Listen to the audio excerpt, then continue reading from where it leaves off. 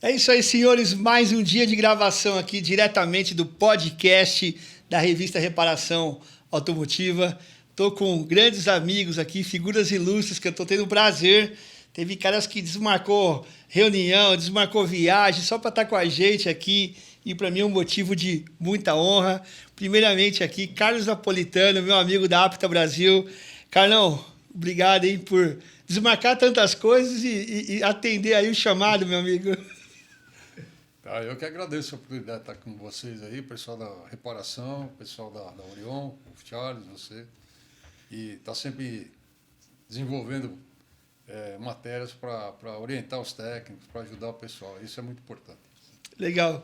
E não menos importante, o cara que pagou o almoço hoje para nós, né, Carlão? Tivemos aí um esquenta antes do podcast e queria agradecer aí de verdade, Charles.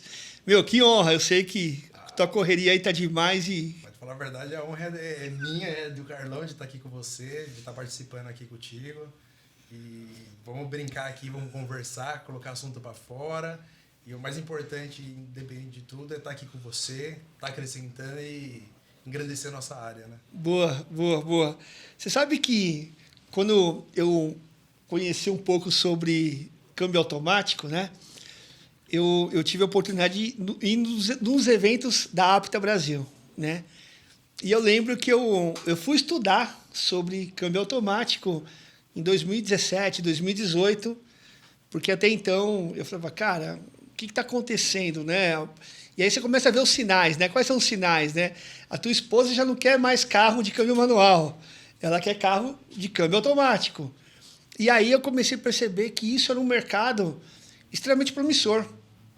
E eu lembro que um dos eventos, a relação de carro manual era 60% do mercado e 40% era câmbio automático. Só que quando você via as projeções, e o Carlão lá na Apta, lá junto com os convidados, né, no evento da Apta, falando desse mercado, eu falei, cara, eu só fazia a conta, né? Eu falei, pô, tem quantos milhões de carros? Esses carros, boa parte da frota agora vai começar a mudar para câmbio automático, uma série de oportunidades de manutenção. Antigamente todo mundo tinha medo, né? E hoje todo mundo tem desejo, né? Como é que é louco, né? Sai do medo para o desejo, né? E aí eu comecei a entender que isso era um mercado muito bacana. Quando esse é um mercado que está em ascensão, existem aí, Carlão e Charles, muitas teorias, né? Ó, toma cuidado com isso, não faz isso, vai dar pau, vai não sei o que lá, tal, tudo mais. E eu queria começar esse bate-papo justamente nisso, né? Quando que vocês perceberam que o câmbio automático ele seria hoje o grande protagonista, né, dos carros que, se você pegar carro híbrido e elétrico, também tem câmbio automático, né? Então, ou seja, ele está se perpetuando como a bola da vez, né? Tanto para oficina, tanto para quem comercializa peças, tal. Tecnologia que veio para ficar, né? E é exatamente nisso. Carlão, quais foram as principais mudanças que você avalia que foram fundamentais para que o câmbio automático torne esse protagonista, né, no segmento? A primeira foi a comodidade, né? Que você mencionou, as mulheres, né? Especialmente as mulheres, quando começam a dirigir um câmbio automático, porque no começo o pessoal tem medo, né? O câmbio automático não era muito difundido no Brasil, aqui nas décadas de 80, 90, teve alguns carros que começaram, né? 60 para cá, mas que começou mesmo foi na década de 90 para 2000 que começou a tomar ímpeto, né? E quando começa uma tecnologia assim que era já aplicada em outros países, mas aqui ainda estava engatinhando, o pessoal, que nem você mencionou, fica com medo, né? Não, mas esse carro aí tem aquela época que a turma falava, não, esse carro automático é só para pessoal deficiente, né? Assim como o carro 4 portas também, né? O pessoal fala, não, o carro 4 portas é só para táxi. É só né? para rico. Ou para táxi, né? Seria para táxi. E aí, depois que a turma começa a usar o câmbio automático, né? Eles começam a ver que não é bem assim, o negócio é prático, né? Em termos de segurança, né? Comodidade. Então, eu acho que um dos fatores que trouxe o câmbio automático aqui, que estabeleceu o câmbio automático aqui no Brasil, vamos dizer assim, foi a parte de segurança e comodidade, né? As mulheres, principalmente quando dirigem um carro automático, né? Que aconteceu com a minha também, e acho que aconteceu com muita gente, né? O pessoal não quer mais saber de câmbio manual, né? Então é um carro prático, seguro, né? Confortável. Então o pessoal é uma tecnologia hoje que está... O pessoal hoje não quer saber mais de câmbio manual, né? Está mudando muito. E aí eu caí numa outra questão, Charles, porque é o seguinte, porque você tem aí uma enxurrada de montadoras, né, no Brasil, cada uma utilizando, né, o seu câmbio que se adequa ao melhor aquele carro, né, a motorização, tal, tudo mais. E aí começa a se deparar com as manutenções e com as peças. Porque até então, onde você começa a ter um crescimento, para o outro lado você gera uma demanda, seja de profissional para conhecer e seja também de aplicação das peças. E onde que a Orion enxergou aí essa oportunidade e como é que você falou, bom, está na hora de eu começar agora a melhorar um pouco mais meu portfólio. Como é que você desenhou esse planejamento aí para estar na posição hoje que a Orion está? Então vamos lá. Como que eu venho da vivência da área, eu acabei pegando toda a rampa de crescimento da época de 80, de 90, quando começou a explosão de transmissão. Então, se você pegar na linha de montagem mesmo, você tinha um carro automático saindo numa linha de 1 hora por veículo. E teve o crescimento de 90 a 2000, quando teve a ascensão dos mecânicos começar a enxergar a área de transmissão. Nisso eu já vivia dentro da área, né? E a demanda de peças sempre teve. Você pegar da época desde 1950 até 2000, não mudou nada. Tem reparo, tem manutenção, o aftermarket está presente na vida de todo mundo de oficina. E a única coisa que aconteceu é que a inflamação de veículos hoje na rua é muito grande. Então, você precisa de uma demanda maior de substituição de peça, né? E por você ter inúmeras montadoras, hoje a gente tem mais de 400 montadoras, tem mais de 500 modelos de transmissão automática no mercado. E você tentar fazer a reposição da caixa automática, nós estamos falando de uma caixa automática que tem mais de 3.000 itens. Se você pensar toda a válvula, é muito item, não é pouco, por transmissão. Então você acaba fazendo o quê? Tendo toda a linha de reposição necessária para aquele defeito de transmissão. Então cada transmissão a gente tenta fazer o quê? Ter para o mecânico o que ele vai realmente utilizar na transmissão, tentando atender o quê? A barganha do mercado mais novo. Fala assim, 1950, a gente tem peça? A gente até pode ter, mas é mais difícil, é mais fácil fazer alguma coisa sobre encomenda. Até mesmo as grandes distribuidoras aí que fabricam a peça, eles não têm a peça muitas vezes, né? Então a gente tenta fazer o quê? Tá um passo na frente. Saiu o GWM, saiu o Cherry, saiu toda a linhagem nova 2024-25 já pretendendo com defeitos precoces. Então você fala o quê? Preciso da peça de substituição para quem? Para o mecânico, né? O mecânico quer facilidade, né? Facilidade eu falo no sentido de preciso de uma peça, eu sei onde que eu vou conseguir acesso, né? Ter um acesso à peça. E para isso precisa de estudo, né? Porque você tem novos câmbios sendo lançados no mercado, muitas vezes você não conhece o que está acontecendo com o câmbio no mercado, né? Mas eu acho que esses caras que fabricam câmbio, eles gostam de arrumar confusão, viu, meu? É verdade. Ora, o sensor está dentro da caixa de câmbio, mergulhado no fluido lá. Ora, o sensor do outro modelo não está mais lá dentro, porque não precisa mais estar lá. Não tem módulo lá dentro. Ou tem módulo tal. Deixa a cabeça do mecânico. A culpada são vocês, eu acho, viu? O cara que dá treinamento e o cara que vende. Achei o culpado aí, viu, meu? Dos bastidores e tudo dando risada aqui. É que o grande problema é que você está falando na linha de montagem, você tem o cara do design, o engenheiro mecânico, o eletrônico, tem que se combinar, tem que funcionar assim, não pode mudar a estrutura do carro. E eles vão mudando, né? Cara, não, vocês estão arrumando muita coisa, viu? A gente está no meio da onda aí, né? Estamos obrigados a nadar, né? A nadar no meio do mar aí. Então, mas olha só, eu quero tocar nesse assunto, eu falei brincando, é claro, né?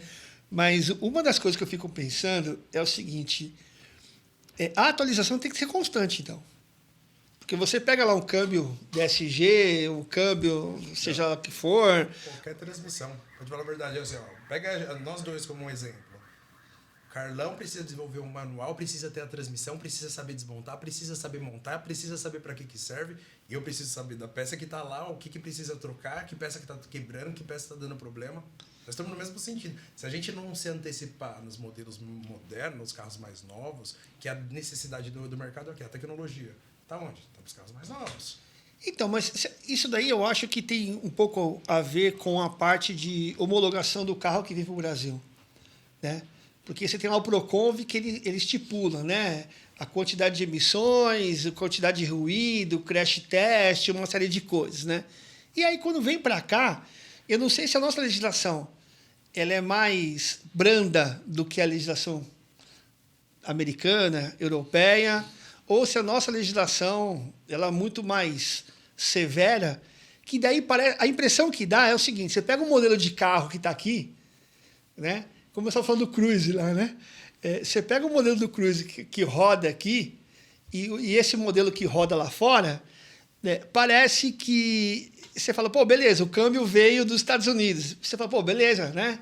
Pouco, dá aquela aparente segurança, né? Uma aparente segurança que não é. Chega aqui, aplica, não funciona, o carro dá pau. Como é que vocês enxergam esse desafio, cara? Porque tem ano e modelo que já muda até, né? Um pouco dessa... No mesmo ano você tem 2 tipos de câmbio diferentes. E como é que faz? Para você, principalmente. Isso é um pouco mais complicado porque se pegar qualquer país, hoje a motorização não tem nada a ver com a do Brasil, né? Então, se você acompanhar, fala assim, vou pedir a peça do aval daqui, não tem nada a ver com o de lá fora. Então, você tem que acompanhar, sim, toda a transferência. Por isso que a necessidade dele abrir a transmissão, saber como que é lá dentro, saber, né, relação de engrenagem, saber o modelo dos dentes, a espessura do dente, folga da embreagem. Tudo vai influenciar para você comprar a peça correta para o reparador. Não só fazer o pedido pelo modelo da caixa de transmissão. Né? E fluido também influencia nisso? Fluido também tem algumas diferenças, né? Nós temos um problema específico de fluido, já que você tocou nesse assunto. A maioria dos aplicadores, dos reparadores, o pessoal que troca óleo de câmbio, né?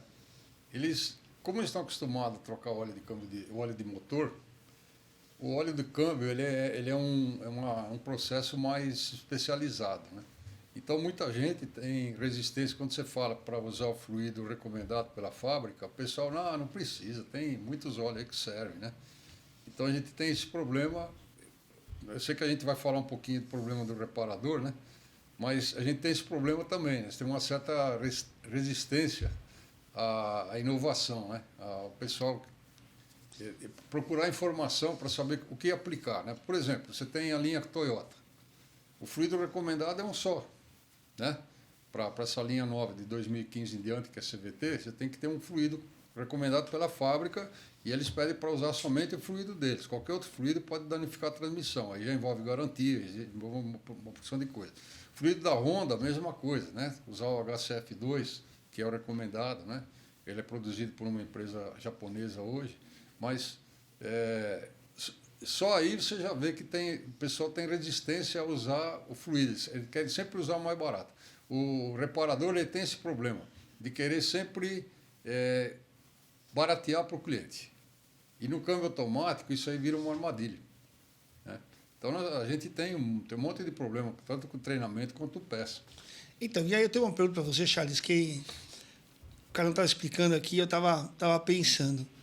Tudo bem, o cara está lá com o câmbio, beleza, fez lá uma substituição de fluido, aí o câmbio começa a dar pau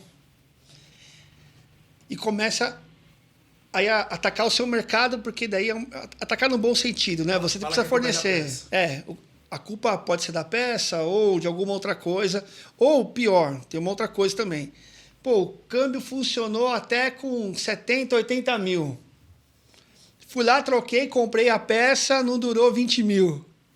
Né? E como é que lidar com isso? Porque o que o Carlão está dizendo é o seguinte: parece que o câmbio automático ele requer muito mais cuidados técnicos específicos. Até para troca de óleo. Até para substituição. E aí afeta você. E como é que você lidar com isso? Porque então você não pode se limitar só a vender. Muitas vezes você acaba... Uma coisa é experiência, vivência na área, te leva muito, e você ser técnico na hora de você estar reconhecendo o problema do seu cliente. Né? Então fala assim, qual o óleo correto? Óleo homologado. Não é homologado? Não usa. A realidade é uma só. Porque muitas vezes acontece de você fazer uma substituição com óleo que não é homologado, aí o carro está fazendo um barulho no diferencial da transmissão. Aí fala assim, pode ser óleo? Com certeza, pode ser óleo sim. ou qualquer outro tipo de... Mas o cara não desconta nem você na garantia? Ou o cara fala assim, meu, mas ó, coloquei sua peça, mas quando vai ver, não pega um óleo homologado. Depende, Você entende como é? é de se pleitear bastante sobre o assunto, mas é questão, por exemplo, assim, depende do que eu vendi, você ter o conhecimento pleno, vendi um sensor, vai queimar o sensor por causa do óleo? Não vai queimar. Tá. Você pode correlacionar com outro tipo de defeito do carro, mas fala assim, então ele tem que, plausivelmente, ele tem que falar alguma coisa que faça sentido, né, para ter um debate. Fala assim, a peça eu tô te dando, tem nota fiscal, tem garantias, tem origem, tem procedência, tem tudo. Você vai falar que foi o óleo que fez, ou qualquer outra coisa do tipo, até um mau uso que seja.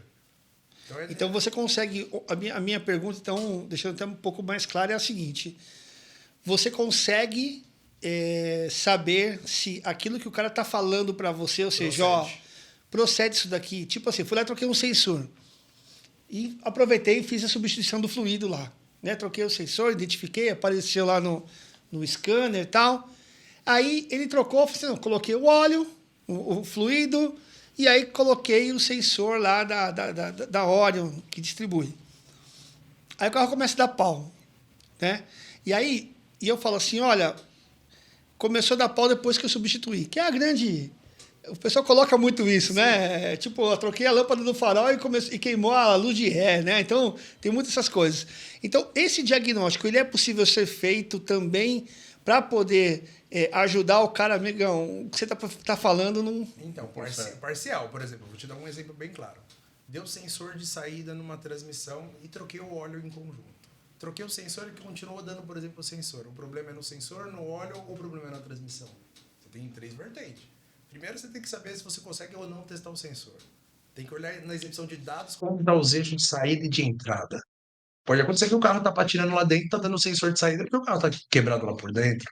Então, assim, você tem preliminares a fazer, você tem que ter o conhecimento básico para fazer o diagnóstico correto. Aí é o diagnóstico. É o diagnóstico. O diagnóstico conta muito por quê? Porque, por exemplo, eu estou vendendo a peça, mas eu sei fazer um diagnóstico. Boa. Eu estudei bastante Boa, isso. Então, boa, assim, boa. por isso que o mais legal, por exemplo, de muitos clientes que conversam comigo, manda o código de falha, eu tenho um bate-papo legal em relação a isso, porque eu vivi dentro da área, vivo intensamente dentro da área, então você acaba falando assim, o caminho é isso. Boa. Talvez eu não venderia a peça antecipada, sendo que eu estou sabendo o que está acontecendo. O cara não vai lá e só pede a peça e você manda, né? Não, Muitas isso vezes. não. Você tem que trocar uma ideia para poder saber se o caminho está certo. Né? Imagina você comprando algo comigo e falar, gente, compra isso sabendo que não é meu perfil. Entendi. Falar, gente, não troca isso porque seu problema é outro. E aí cai naquilo que o Napolitano falou, e aí parece que existem algumas etapas a fazer esse diagnóstico, e parece que é natural do brasileiro querer pular algumas etapas para ganhar tempo. E parece que no câmbio automático isso não funciona, né? Quase nada, né? Em quase nada isso funciona. Nós tivemos.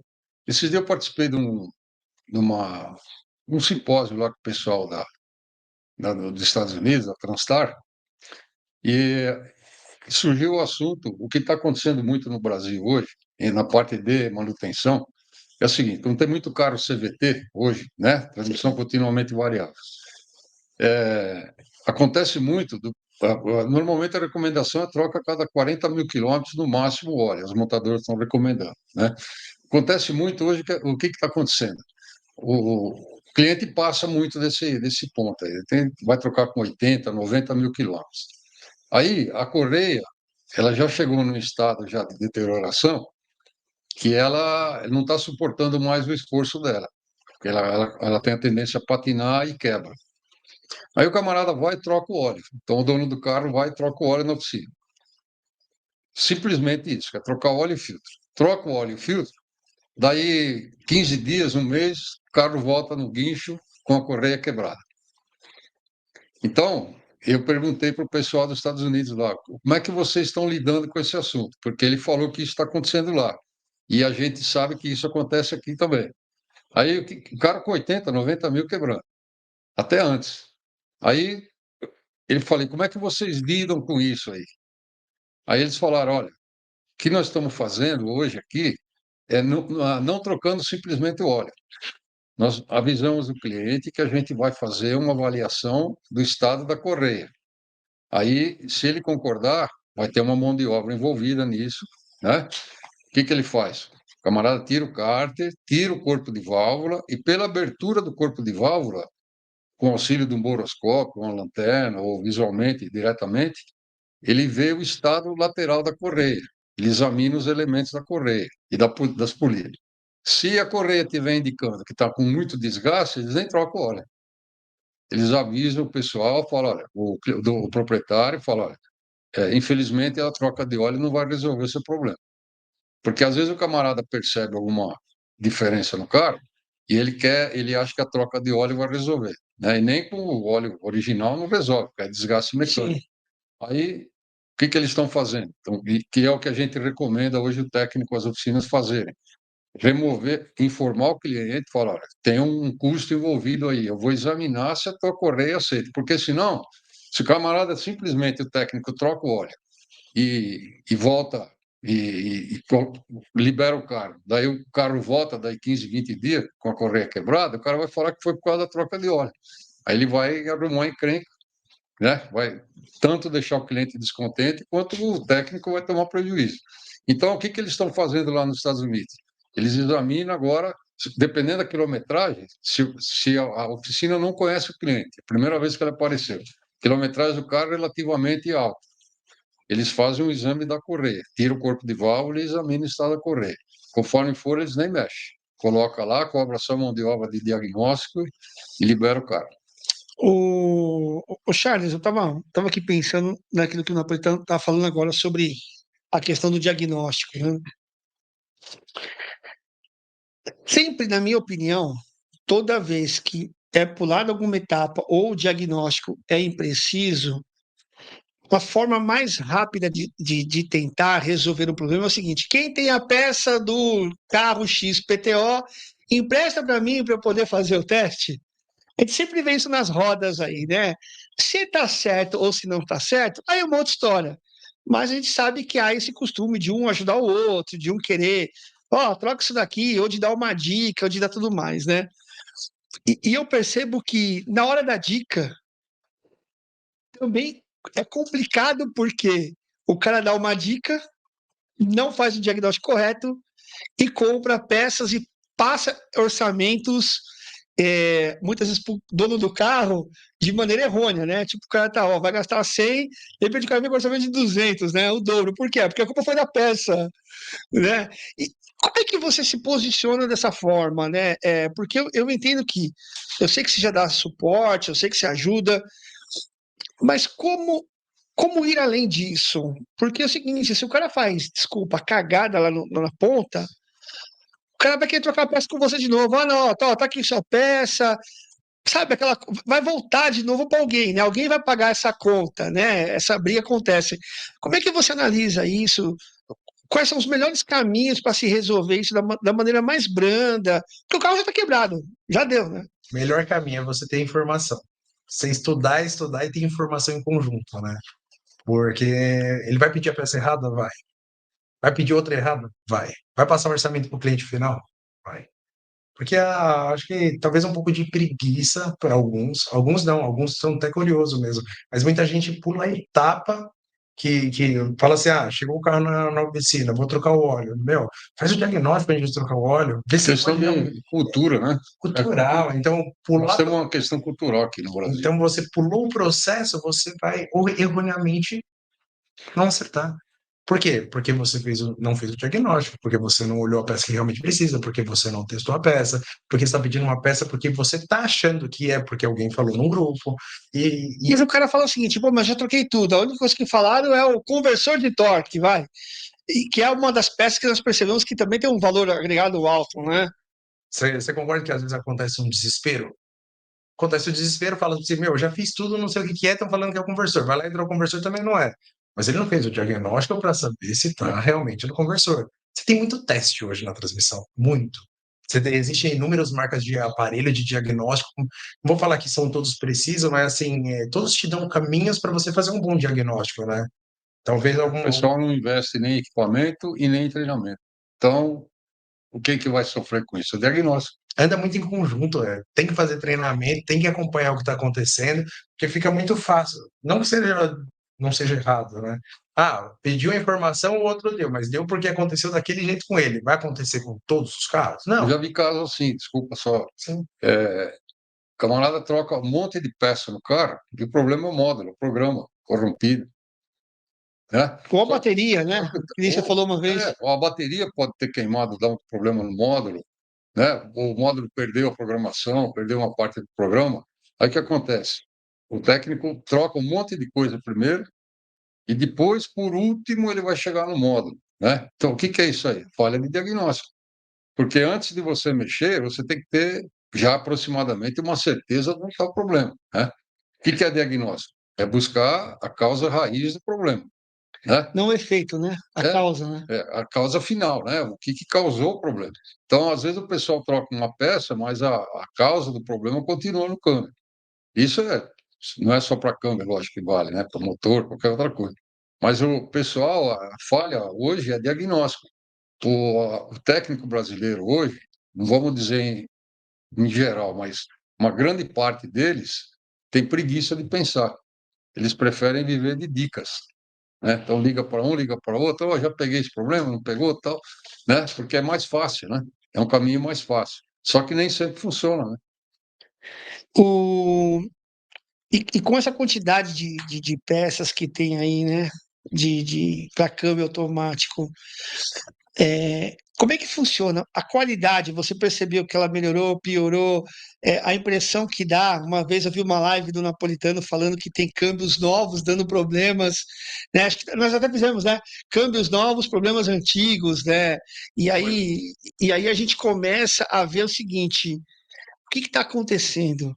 E eu entendo que você tem que ter critério para poder trazer algumas peças. Pra falar a verdade, é assim, eu tenho que ter um repertório bem original. Eu sempre dou a preferência para ela, né?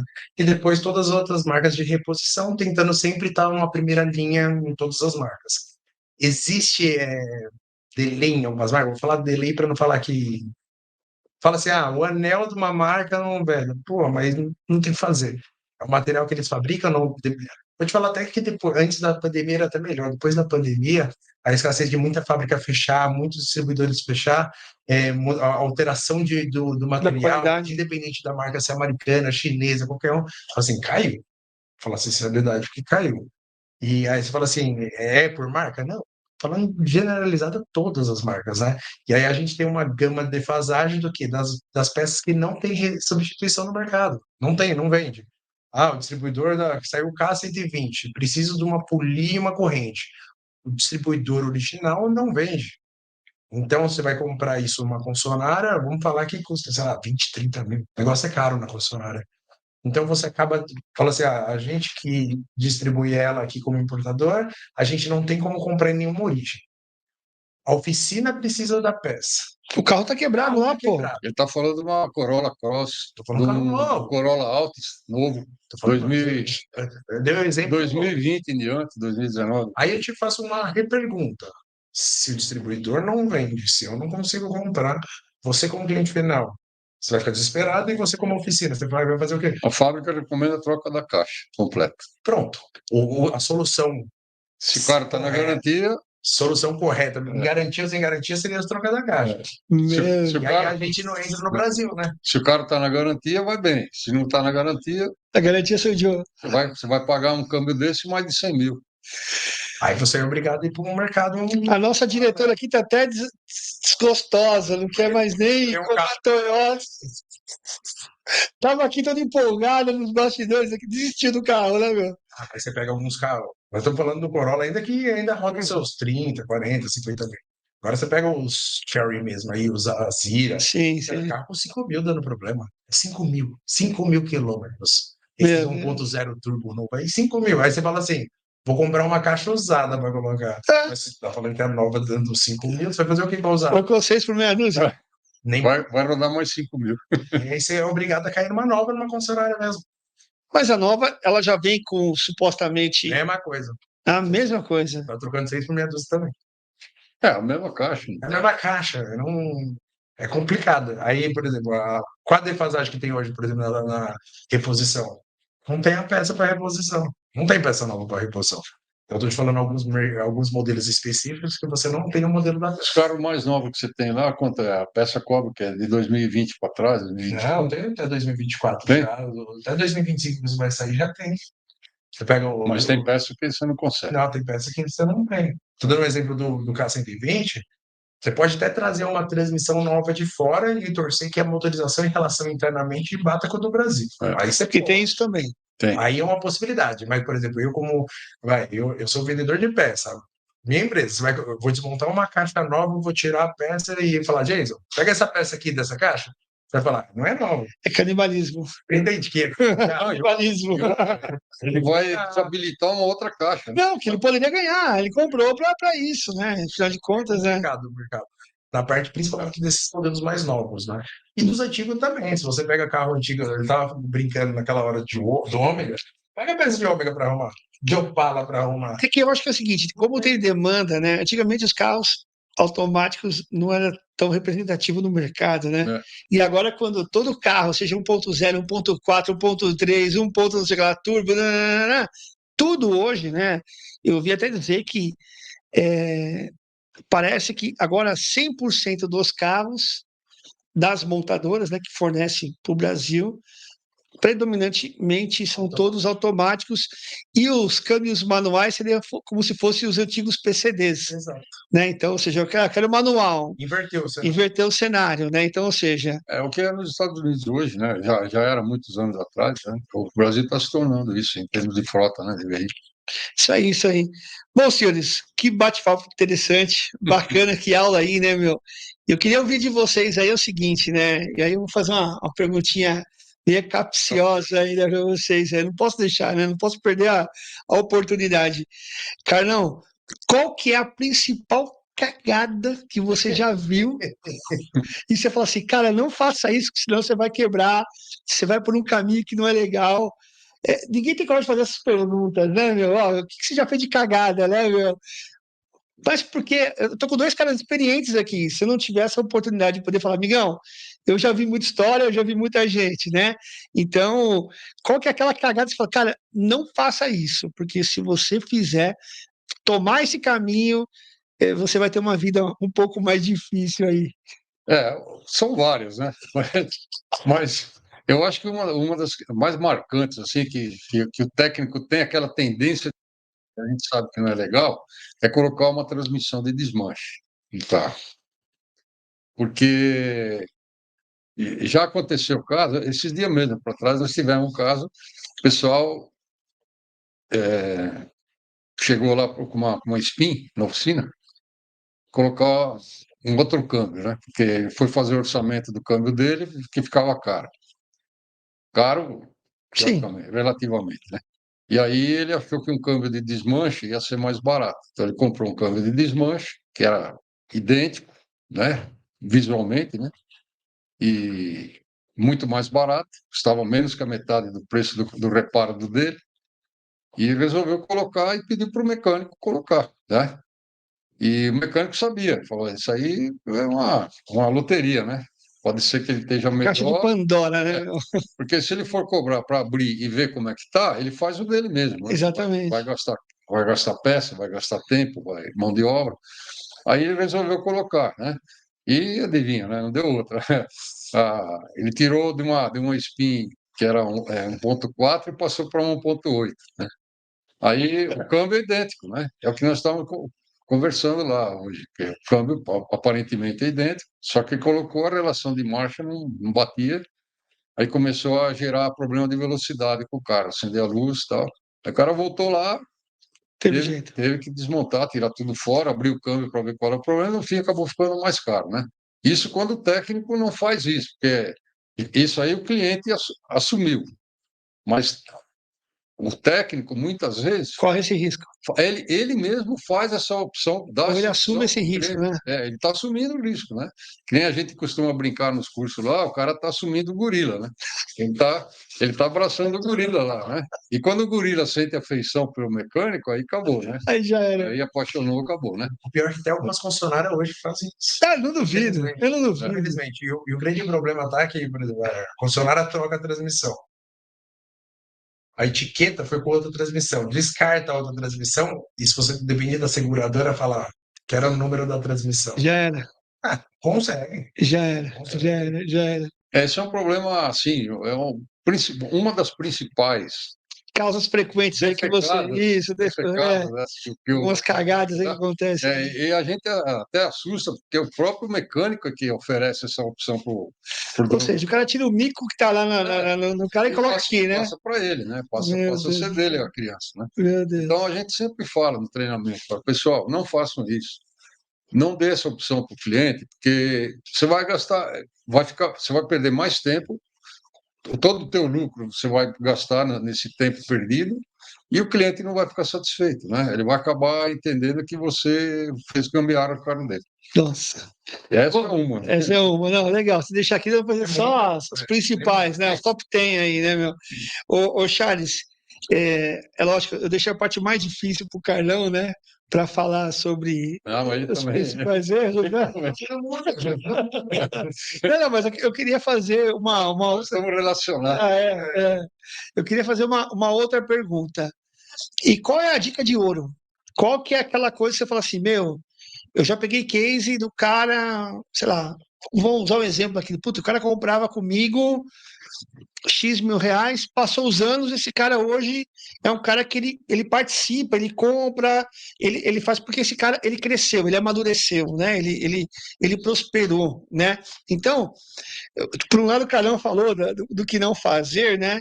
E qual que é aquela coisa ó, cara, vai por esse caminho que vai dar bom, né? Eu sei que eu joguei a parte ruim pro Carlão, né? Mas eu queria entender de você. Nossa, essa tá fácil de responder. Pra te falar a verdade, é isso aqui, ó. É um V. É o vínculo. É o vínculo de uma parceria da pessoa comprar corretamente, de você poder auxiliar ela da melhor forma. E acredito que o crescimento dela como oficina, ela fazer mais reparação, mais transmissão, vai ser mais venda minha. Então é uma troca em conjunta de quanto mais vínculo eu tenho com as pessoas, dentro como, não só como vendedor, ele como oficina, mas é uma troca mútua, né? Então fala assim, você pediu uma peça, por que eu vou te vender a peça errada se eu sei a peça certa? Por que eu não vou te ajudar no seu diagnóstico se você não sabe? Claro que, assim, muitas vezes não é toda hora que você quer ajudar de bandeja, né? Porque as pessoas realmente, nós estávamos conversando que são preguiçosas, é que eles buscam saber a solução. Ô, Charles, ó, deu esse código, que sensor que eu troco? Pô, mas você não fez o Cara, eu vendo diagnóstico. peça, né? Não vendo diagnóstico, né? Talvez, alguma grande maioria das vezes, por eu ter o conhecimento, ainda auxilia. Ó, faz o diagnóstico assim que talvez não seja. Sem contar o vínculo, né? Ele está falando de vínculo, mas o vínculo pode ser errado também. Porque às vezes ele dá dica para o camarada na boa intenção, e o problema não é aquele, porque o técnico não contou todo o problema. No diagnóstico da maneira correta, Isso. né? E aí ele fala, olha, já tive caso que foi trocado tal peça, Por isso que resolveu. Só que depois o técnico pode culpar ele, né? Sim. Você me falou para comprar peça, eu comprei, que ele está jogando a responsabilidade diagnóstica nas costas de quem? eu tomo um certo cuidado, porque assim, por exemplo, você pega a transmissão, igual ele falou que alterou, muita gente altera a transmissão de 2012 para 2021, 22, aí troca, depois quer retornar e não consegue, virou uma salada, aí você tem que fazer o quê? Passo a passo, ó, confere isso, confere isso, até dar certo. E assim, fala assim, rápido não, o processo é lento. A pessoa, ela já fez a cagada de trocar uma coisa que não devia. Agora que fez, dá para dar continuidade? Dá, agora só tem que ser passo a passo, né? Então eu tenho um tratamento meio de coração, assim, de falar assim, meu, qual é a sua necessidade? O que você precisa? O que eu posso auxiliar? Fala assim, e tem energia para fazer isso. Então, É isso aí. Não, Napolitano, considerações finais aí, meu amigo. O que eu tenho que falar assim para o pessoal que tá nos assistindo principalmente o pessoal ligado à parte técnica, à parte de transmissão automática, né? Que o treinamento é essencial, né?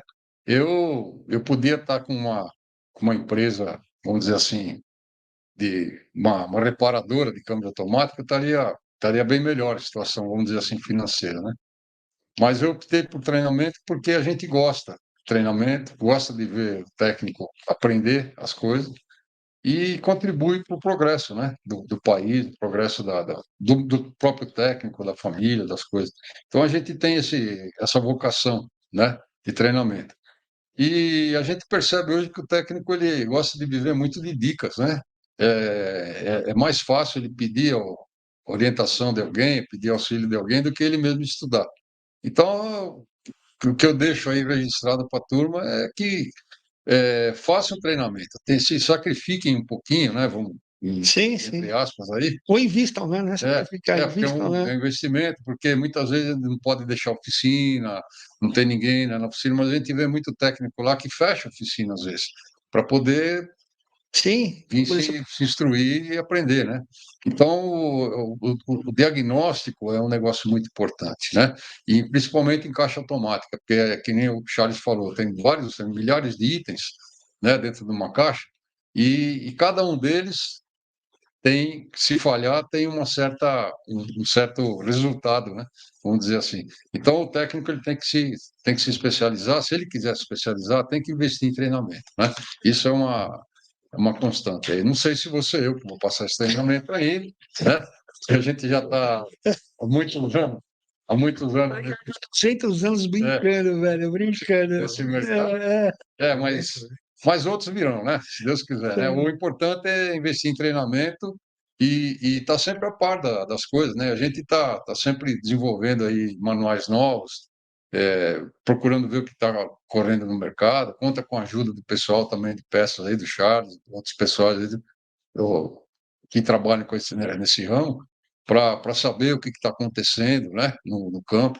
Então, isso é importante, o treinamento é importante, né? Treinamento, literatura técnica, peça de qualidade, né? Isso é importante. Então, quem quiser se especializar aí para frente, tem que investir nesse tripé, né? Que é o tripé é o treinamento, né? Informação técnica e ferramental, né? E peças de qualidade. boa. Charles, e aí, meu? Faz um merchan aí, pô. Onde o pessoal. Tá a turma dos bastidores da Orion aqui, ó, só tirando foto aqui. Estou aqui presente e posso falar uma coisa? É uma honra imensa estar com o Carlão aqui, é uma satisfação É isso gigante. aí. Primeiramente, falar que eu estou aqui presente com ele. Fiquei muito feliz pelo convite de estar aqui presente. De coração, estou falando de coração. Chega a aprontar uma, né, meu? Assim, sei lá, é mais do que falar qualquer palavra, é falar, meu, agradecer Não, pela oportunidade da gente poder estar aqui junto, É né? porque a gente alcança o pessoal aí fora, né? E Isso é importante. falar para o reparador de transmissão automática, seja a nossa loja Orion, seja qualquer outra loja que exista no Brasil, acredito que procurar uma peça de qualidade, procurar um conhecimento técnico avançado, se estruturar com pessoas que tenham conhecimento dentro do segmento. Acredito que são uma junção de fatores que vai qualificar o mecânico elevar de patamar, seja a loja falar assim, pô, aquela loja só vende peça boa, tem um entendimento, tem um conhecimento, tem técnica, tem todo o repertório de peças no mercado, assim como qualquer outra loja que tenha no mercado. Acredito que todo especialista na área de transmissão tem a opção de comprar em qualquer loja. Por isso que eu quero que Deus abençoe todas as lojas do mercado. Mas se eu puder, eu estou presente. A hora eu tenho, né? Dentro de uma sistemática, né? Acho que o mais importante para mim é a minha equipe, as pessoas que trabalham comigo, a minha família. Eu acho que eu dou uma prioridade muito grande na base que eu tô, Sim. as pessoas que estão ao meu redor, do que falar só, estou vendendo peça, eu quero alcançar eu não vou abraçar o mundo. Quero abraçar primeiro as pessoas que estão do meu lado, principalmente minha família, minha equipe, meus filhos. E aí sim, fala assim, eu quero dar um passo na frente das outras lojas, como concorrência sadia. Então eu vou fazer o quê? Vou buscar maior conhecimento, vou buscar as peças avançadas. Eu faço de tudo para tentar dar um passo na frente do mercado, né? Então, todo dia eu quero fazer o quê? Ter a peça que você, o mecânico, precisa para fazer a reparação. Boa. Então, pensou peça de transmissão automática? Pensou, olha, pensou curso, pensou Opta Brasil. É isso aí, meu. Gente, é isso aí, foi mais uma gravação aí muito bacana. Eu que me sinto honrado, esses caras aí vieram dar uma aula pra gente aqui. Eu só sou coadjuvante, aí eu pego esses caras no pulo. Marquei para almoçar com os caras para fazer uma resenha. Eles achavam que a gente ia bolar as perguntas. Chegou aqui, como é que vai ser? E foi tudo muito espontâneo, foi tudo muito legal. E os caras têm repertório para isso aí, né, meu? Então, muito obrigado a vocês que estão assistindo a gente aí. Depois, busca lá Apta Brasil nas redes sociais, a Orion também, a equipe aqui de bastidores aqui, a nossa diretora do podcast aqui, que a gente apronta com ela manda a gente não fazer as coisas, a gente faz tudo que ela não manda. Então, e agradecer a todos que estão assistindo aí. Rapaziada, uma honra ter vocês aqui, viu? Valeu, pessoal. Tudo de bom.